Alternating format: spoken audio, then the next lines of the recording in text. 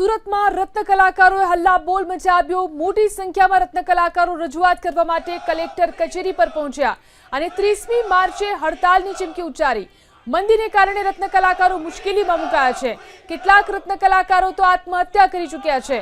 રત્ન કલાકારો અને મૃતકોના પરિવારજનો હાથમાં પ્લે કાર્ડ લઈ કલેક્ટર કચેરીએ પહોંચ્યા અને આર્થિક સહાયની માંગ કરી। રત્ન કલાકારોની માંગ છે કે હીરાની મજૂરીમાં 30% વધારો આપવામાં આવે। જો માંગણી નહીં સ્વીકારાય તો 30મી માર્ચે હડતાલ પર ઉતરવાની તેમણે ચીમકી ઉચ્ચારી।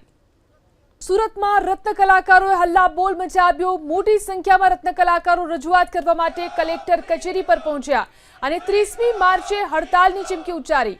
મંદીને કારણે રત્ન કલાકારો મુશ્કેલીમાં મુકાયા છે। કેટલાક રત્ન કલાકારો તો આત્મહત્યા કરી ચૂક્યા છે। રત્ન કલાકારો અને મૃતકોના પરિવારજનો હાથમાં પ્લે કાર્ડ લઈ કલેક્ટર કચેરીએ પહોંચ્યા અને આર્થિક સહાયની માંગ કરી। રત્ન કલાકારોની માંગ છે કે હીરાની મજૂરીમાં 30% વધારો આપવામાં આવે।